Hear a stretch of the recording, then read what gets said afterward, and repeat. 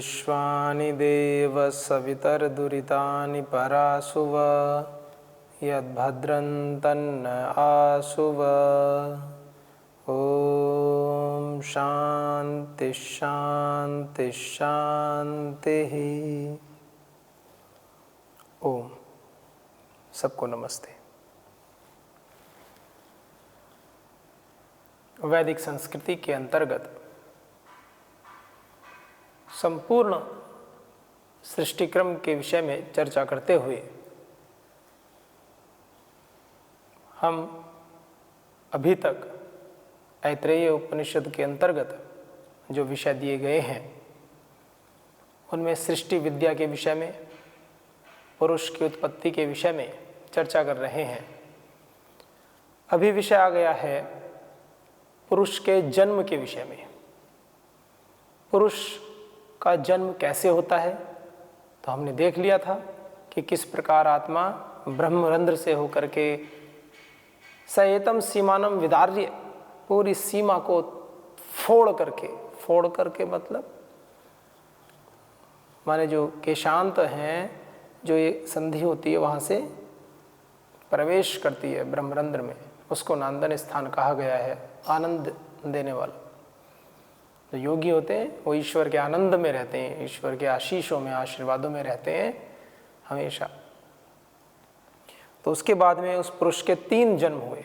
3 जन्म कैसे होंगे, तो उसमें बताया कि पुरुष का प्रथम जन्म क्या है कि पुरुष अपने शरीर के अंतर्गत ही सभी देवी देवताओं से, पूरी प्रकृति से, मानो पूरी समष्टि ही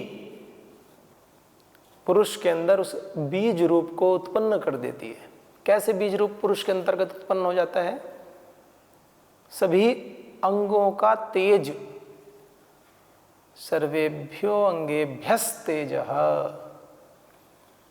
रेतस। रेतस क्या है? सभी अंगों का, शुक्र जिसको कहते हैं, सभी अंगों का तेज है। तो वो हमारे पूरे शरीर में उत्पन्न हो जाता है धीरे धीरे। कैसे उत्पन्न होता है? कुछ विषयों को हम अपने आसपास जो भी परिस्थितियां होती हैं, जो भी प्रकृति से आप समझ सकते हैं। मनुष्य के जीवन की उत्पत्ति को यदि समझना है, सृष्टि क्रम के विषय को समझना है, तो आप प्रकृति से जुड़िए। आप देखिए प्रकृति में कैसे परिवर्तन होते हैं, प्रकृति का विस्तार कैसे हो रहा है। जिस प्रकार से एक बीज को हम लगाते हैं, वह बीज अपने संपूर्ण अस्तित्व को समाप्त करके पूरा एक पुष्पित पल्लवित एक वृक्ष बन जाता है, फल देने लगता है, और फिर उस फल के अंतर्गत ही बीज की उत्पत्ति होने लगती है। उस पूरे फल के सारभूत तत्व उस बीज में आ जाते हैं, और उस बीज के अंतर्गत उस जैसे ही वृक्ष को उत्पन्न करने की सामर्थ्य होती है जिसके अंदर अनगिनत बीज उत्पन्न हो सकते हैं। कितनी विचित्र महिमा, कितनी विचित्र लीला परमेश्वर की है, क्या एक कम चमत्कार है। आम का एक वृक्ष लगाएं, एक बीज से, एक आम की गुठली बोलते हैं, तो आम का एक बीज लगाएं, एक गुठली, एक पौधा, जो भी, उससे पूरा वृक्ष बनता है, और उस पूरे वृक्ष का सारभूत तत्व संचित हो जाता है पूरे वृक्ष में गुठलियों के माध्यम से। फल आएंगे, फल में जो बीज होता है गुठली कहते हैं। कितने आम? हजारों आम आते हैं, हजारों आम तो हजारों गुठलियां, और प्रत्येक बीज में पूरे पूरे वृक्ष को उत्पन्न करने की क्षमता। और कैसे वृक्ष को उत्पन्न करने की क्षमता कि प्रत्येक वृक्ष मानो 1000 आम देने वाले वृक्ष को उत्पन्न कर सकता है, प्रत्येक वृक्ष। तो एक बीज से एक वृक्ष पैदा हुआ, और उस एक वृक्ष से 1000 आम लगने वाला वृक्ष पैदा हुआ, और उस 1000 एक बीज से 1000 बीज बने, और प्रत्येक बीज से फिर 1000 बीज बने। उस प्रकृति की महिमा को देखिए। इस समस्त प्रकृति में यदि एक बीज भी जीवित है तो वो अकेला बीज पर्याप्त है इस समस्त भूमंडल में अपनी संतति का विस्तार करने के लिए। ऐसे ही मनुष्य में भी जो वैज्ञानिक हैं, जो इस विषय को जानते हैं, और रिसर्च आती है कि लाखों की संख्या में मनुष्य के जो रेतस होता है, जो जीवनी शक्ति होती है मनुष्य की, लाखों की संख्या में वो उत्पन्न होती है, और उनमें से कोई एक शुक्राणु वो क्रिया करता है, तब जाकर मनुष्य की उत्पत्ति हो जाती है। लाखों से में से कोई एक। माने प्रकृति ने अपने विस्तार के लिए इतनी अपॉर्चुनिटीज दी हैं, इतनी अपॉर्चुनिटीज दी हैं कि उसका कोई अंत नहीं है, कोई अंत नहीं है। इतने अवसर हमें देते हैं। ऐसे ही हमें भी इतना ही धैर्य रखना चाहिए। कहीं भी किसी व्यक्ति को आगे बढ़ाना है, पुरुषार्थ करवाना है किसी से, स्वयं तो पुरुषार्थ करें, और किसी को आगे बढ़ाने के लिए, ऊंचा उठाने के लिए जिस प्रकार माँ प्रकृति हमें इतने अवसर देती है, इतनी सहन शक्ति के साथ में हमें आगे बढ़ाती है निरंतर, उसी सहन शक्ति के साथ हमें भी अन्यों को अवसर देते रहना चाहिए आगे बढ़ने के, जीवन में उत्थान के। उनकी छोटी छोटी गलतियों से प्रभावित होकर के उनको निषेध पक्ष में नहीं जाना चाहिए, अपितु उनकी गलतियों को दूर करके उनका ठीक ठीक उचित मार्गदर्शन करके उनको सत्व के पथ पर, दिव्य पथ पर, मानव से महामानव बनने के पथ पर, योगेश्वर बनने के पथ पर आगे बढ़ाना चाहिए। ऐसा हमारा विचार, ऐसी हमारी धारणा, ऐसी हमारी प्रकृति होनी चाहिए। यही तो संदेश है जो माँ प्रकृति से हमें लेना चाहिए। सहन शक्ति क्या होती है? परम श्रद्धेय प्रातः स्मरणीय श्री स्वामी जी महाराज कहते हैं, सहन शक्ति। एक सेवक था, एक सेवक, और अपने मालिक की बहुत सेवा करता था, बहुत सेवा। कोई भी कार्य आए, मालिक के पास बहुत सेवक। अच्छे मालिक भी कई प्रकार के होते, तो वो तगड़े मालिक थे। तगड़े अर्थात अच्छे, धन धान्य से संपन्न सेठ जी। सेठ जी का नाम सुनते ही क्या होता है ना, दो चीजें हैं। किसी के ऊपर कोई ऐसा मैं कमेंट नहीं कर रहा हूँ, कोई आलोचना नहीं है। एक धारणा है ना, सेठ जी, लाला जी, नाम सुनते ही कैसी इमेज आती है। हालांकि बहुत अच्छे भी होते हैं, तंदुरुस्त, एकदम फिट, लेकिन फिर भी सेठ जी, लाला जी का नाम सुन के कैसी इमेज आती है? मोटे से होंगे, बड़ी तोंद से निकली होगी एकदम ऐसे। तो ऐसे तगड़े से लाला जी, सेठ जी, कोई भी। हालांकि इस देश के आधार स्तंभ होते हैं ये लोग। तो उनके पास बहुत सारे नौकर चाकर। तो एक सेवक था, उससे वो बहुत काम करवाते थे। जो भी कार्य, उनका प्रिय सेवक था। जो भी कार्य हो सेवक से, जो भी कार्य हो, तो सेवक के मन में शुरू में तो उसको बड़ा अच्छा लगता था, लेकिन धीरे धीरे सेठ जी की प्रवृत्ति बन गई। कोई भी कार्य हो अपने प्रिय सेवक से कराते थे। तो एक दिन सेवक बड़ा दुखी हुआ। अब सेठ जी से कहे कैसे, नहीं तो नौकरी जाने का खतरा। तो एक दिन वो एक सत्संग में गया, उपदेश में गया। तो वहाँ पर गुरु जी, स्वामी जी, जो भी उपदेशक थे, वो बता रहे थे कि सेवक यदि सेवा करे, आप कहेंगे जी वो तो सैलरी लेता था, सेवा क्या है? वो सैलरी का एक अलग भाव है, सेवा का एक अलग भाव है। सैलरी तो जीवन यापन के लिए थोड़ी ले लेते हैं, लेकिन सेवा का एक उदात्त, उन्नत, बहुत ऊंचा भाव है। हमारे पतंजलि योगपीठ संस्थान में अगर आप तुलना करें कि सैलरी लेकर कार्य करने वालों की, तो आप अगर ऐसा देखने लगेंगे तो 100 में से आपको 1% भी लोग मुश्किल से मिलेंगे जिनकी भावना केवल सैलरी लेकर के कार्य करने वाली हो, सेवा की भावना। क्योंकि वो लोग इस चीज़ से जुड़े हैं, कि संस्थान राष्ट्र के लिए बहुत कुछ कर रहा है। और यदि हम आने वाले विगत 50 से 100 वर्षों का इतिहास देखें तो कोई भी संस्था ऐसी दिखाई नहीं देती है जिसने राष्ट्र सेवा के कार्य के लिए इतने व्यापक स्तर पर, इतनी सभी दिशाओं में एक साथ काम किया है। संस्थाएं हैं, कार्य कर रही हैं, लेकिन एक यदि हम कंपैरेबल स्टडी करें, एक तुलनात्मक अध्ययन यदि हम करें कि इतने कम वर्षों में इतने व्यापक स्तर पर राष्ट्र सेवा के कार्यों में, स्वदेशी के कार्य में, कृषि, योग, आयुर्वेद, पूरे प्रामाणिक रूप से शिक्षा व्यवस्था, गौ, जो भी गौ के संवर्धन के लिए जितने कार्य किए जा रहे हैं, आने वाले समय में बहुत ही व्यापक रूप से भी सामने आएंगे।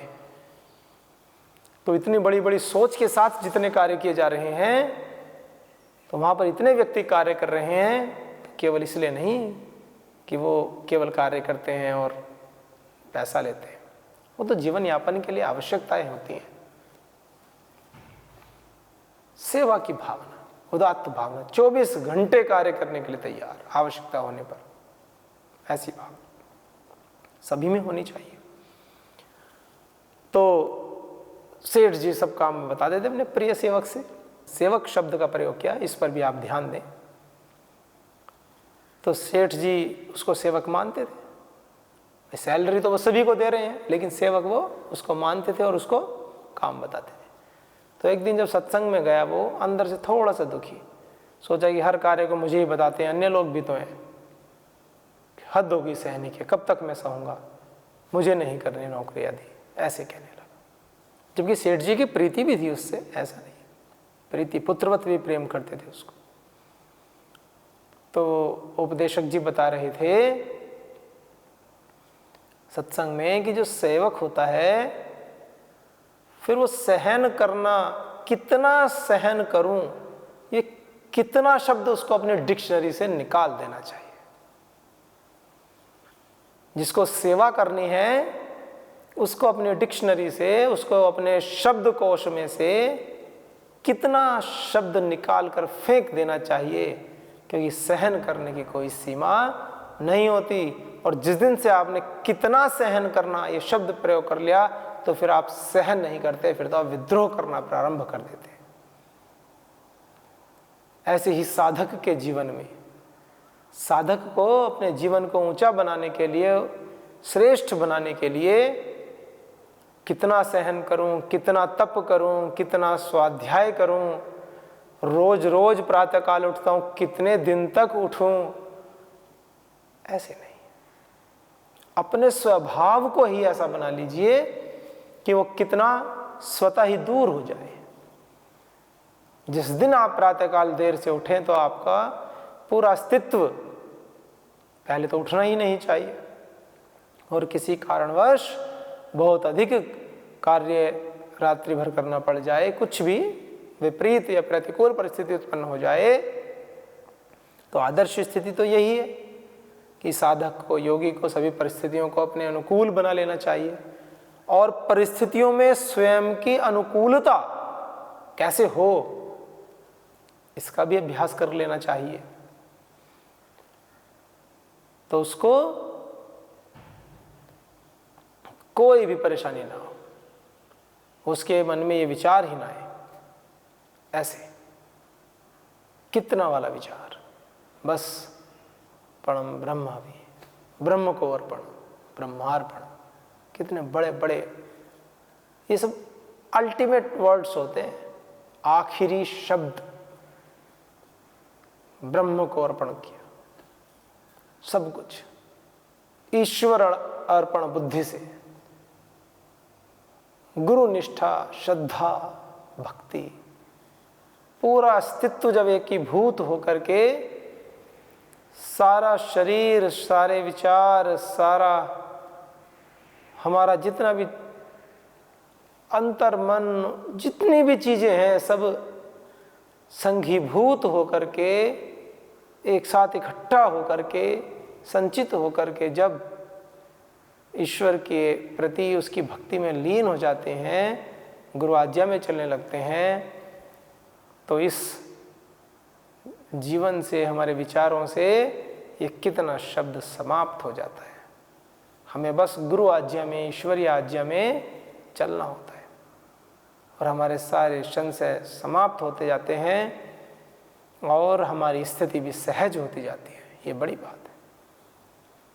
हमारी स्थिति उन पुरुषार्थों में, जितना भी पुरुषार्थ हम करते हैं उसमें सहज हो जाती है और फिर हमें नूतन पुरुषार्थ की ओर आगे अग्रसर होते रहना चाहिए। तो वही इसमें बताया गया है कि पुरुष भी जब प्रेरणा लेता है पूरी प्रकृति से, कि देखो प्रकृति भी अपने अंदर कितनी सामर्थ्य रखती है, पूरे पंच महाभूत मिलकर के सभी जीवों में उनके मूलभूत जो तत्व हैं, जो बीज रूप में उनमें हैं, उनके निर्माण में सहयोग करते हैं। सारे देवता ईश्वरीय प्रेरणा से सभी कार्य कर रहे हैं।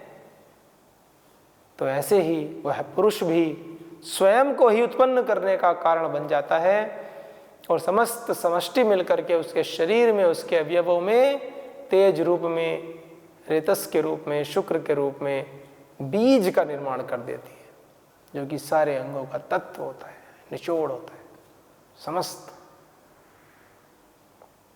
वही बताया। तो उस प्रकार से जब माता के गर्भ में, माता जब उसको गर्भ में सुरक्षित रखती हैं, तो इस प्रकार जो वीर्यदान होता है वह पुरुष का पहला जन्म होता है। फिर कुमार के रूप में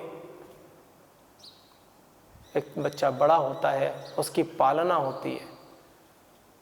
और जब माता गर्भवती होती हैं तो भी देखिए कितनी सुंदर परंपरा हमारे शास्त्रों में कही है। क्या कह रहे हैं? तद स्त्रिया आत्मभूयम गच्छति यथा स्वमंगम तथा। तद स्त्रिया आत्मभूयम गच्छति यथा स्वम अंगम तथा। अपने अंग की भांति ही माताएं पुरुष के उस बीज को, उस पुरुष का जो जन्म करने के लिए, जो पुरुष ने समस्त समष्टि से अपने अंदर अपने समस्त अंगों का जो तेज, जो पुंज एक इकट्ठा किया हुआ था, उसको आत्मभूत कर लेती हैं, अपने ही शरीर के अवयव की तरह उसको पालती पोसती हैं। उस जो भी पिंड, जो भी आकृति, जो भी हमारे शरीर में, माताओं के शरीर में जन्म लेती है, माताएं वो अलग अलग नहीं होते हैं। माताएं उसमें एकीभूत समझती हैं। वो उनके शरीर का ही अंग, एक भाग बन जाता है। जैसे माता के भोजन से माता के हाथ पैर शरीर पुष्ट होता है, वैसे ही माता के भोजन से वो शिशु, वो बच्चा उत्पन्न होता है। कैसी विचित्र ईश्वरीय व्यवस्था, कैसी न्यायकारी, कैसी चमत्कारिक व्यवस्था, सीधे सीधी व्यवस्था। सोच कर देखें। धन्य धन्य तेरी कारीगरी करतार। हे करतार, हे सृष्टि के रचने वाले, हे सृष्टि के कर्ता धर्ता, तेरी कारीगरी धन्य है, धन्य है। अजब हैरान हूं भगवन, तुझे कैसे रिझाऊं मैं। कोई वस्तु नहीं ऐसी जिसे सेवा में लाऊं मैं। करें किस तौर आवाहन के तू मौजूद है हर जहां। निरादर है बुलाने को अगर घंटी बजाऊं मैं। कहने की बात यह है, विषय यह है कि हम यदि बहिर्मुखी ही रहें, यहाँ पर तात्पर्य यह है कि यदि हम हमेशा बहिर्मुखी ही रहें तब ईश्वर को पाना बड़ा मुश्किल हो जाएगा। हमें अंतर्मुखी भी होना है। हमें, क्योंकि ईश्वर हमसे दूर नहीं है, हमारे पास में है।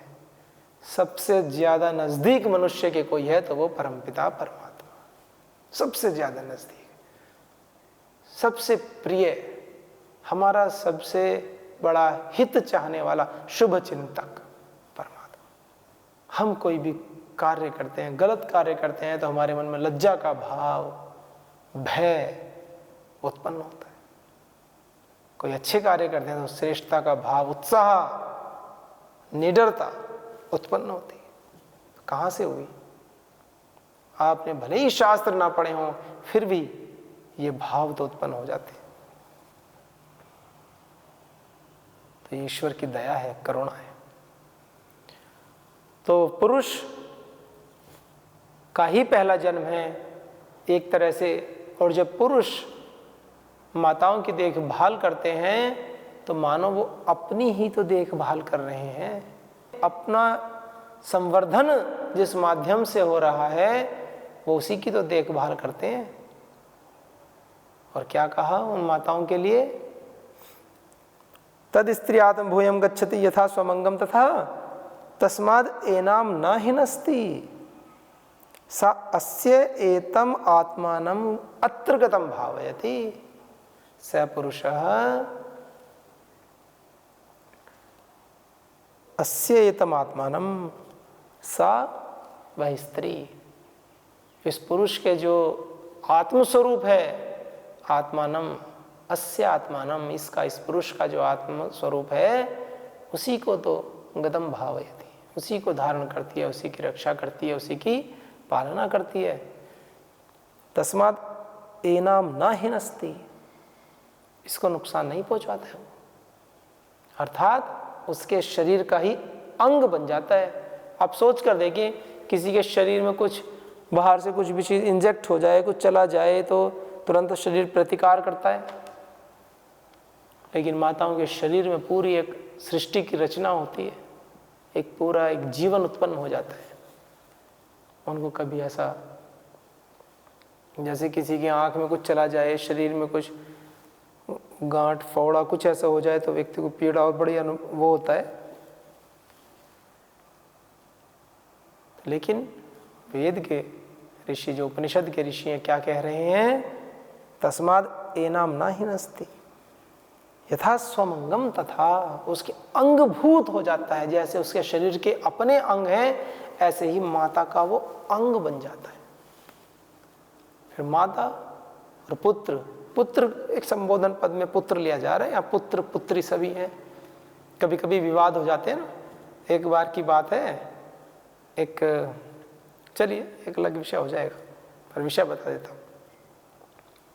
एक औषधि का नाम है पुत्र जीवक, और औषधि का नाम है, ऋषियों ने रखा है, नाम पहले से रखा हुआ है, पुत्र जीवक नाम है, संज्ञा नाम पद है।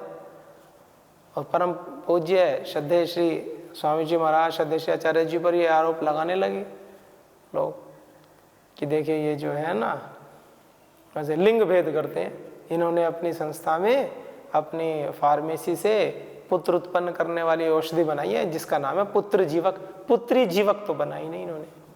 ऐसे ऐसे ऐसे आरोप लगाने शुरू कर दिए। बड़ा जो समझदार है, जो जुड़े हुए संगठन से, संस्था से, उनको तो पता होगा। फिर स्वामी जी महाराज ने प्रेस कॉन्फ्रेंस की, पूरी वो लेकर गए, पूरा परम पूज्य स्वामी जी महाराज तो परम पूज्य श्री स्वामी जी महाराज है, पूरे प्रमाणों के साथ, तथ्यों के साथ बातें करते हैं। पूरा उसका पूरा डेटा, साइंटिफिक नाम, पूरे विश्व में उस औषधि को इसी नाम से जाना जाता है। फिर दिया तो सब शांत हो गए। तो ऐसे प्रपंच रचा देते हैं समाज में। तो ऐसे यहाँ भी जो संबोधन पद में आते हैं, तो इसका मतलब ऐसा नहीं है कि माताओं के गर्भ से केवल पुत्री पुत्र उत्पन्न होते हैं, पुत्रियां उत्पन्न नहीं होती। ऐसा होता तो सृष्टि 100 साल में समाप्त हो जाती। यदि माताओं के गर्भ से केवल पुत्र उत्पन्न हो जाए तो सृष्टि 100 या 150 वर्ष में समाप्त। माताएं कोई, बहनें कोई उत्पन्न ही नहीं होंगी, पुरुष ही पुरुष होंगे उत्पन्न, जो हैं वो हैं। वो भी 50, 60, 70 साल में माताएं, कोई बहुत ज़्यादा जिएंगे तो 60, 70, 100 साल बस। और 50, 60 वर्ष की आयु तक ही गर्भावस्था हो जाती मैक्सिमम, बाकी तो फिर बस 60, 70 साल बाद खत्म। सोच के देखो। तो यहाँ पुत्र का मतलब ऐसा नहीं है केवल कि मेल फीमेल वाला चक्कर है ना, पुरुष आत्मा के विषय में कहा गया है। तो आत्मा तो किसी की भी हो, दोनों ही पूज्य है सभी। तो इसमें कहा तस्मात् एनाम न हिनस्ति सा अस्येतम आत्मानम अत्र गतम भावति। सा स्त्री, वो माता, वो क्या करती हैं, उसकी पालन पोषण करती है। फिर क्या होता है, फिर जो माता उसका पालन पोषण करती हैं पुरुष रूप में उस शरीर का, वो जो उनके गर्भ में आ चुके हैं, तो पुरुषों को उचित है, क्या बताया अगले मंत्र में, ये सभी पुरुषों को विशेष इसके विषय में समझना चाहिए। जो भी हमारी माताएं, जो बहनें गर्भवती हैं, उनके विषय में कितनी सुंदर बात कही है, सा भावयित्री भावयितव्या भवती। सा भावयित्री, जो अपने गर्भ में उस पुरुष शरीर को पालन कर रही है, वह कैसी है? भावित्री, पालन करने वाली। जो पालन कर रही है वह भी स्वयं, वह महिला, वह स्त्री, वह माँ, वह माता कैसी है? भावयितव्या, उसकी भी रक्षा करनी चाहिए, उसका भी पालन करना चाहिए उन पुरुष को। हालांकि आज समाज में काफ़ी अच्छी बातें सुनने में आती हैं, घर परिवार में काफ़ी सामंजस्य है, सभी मिलकर एक दूसरे की काफ़ी देखभाल करते हैं।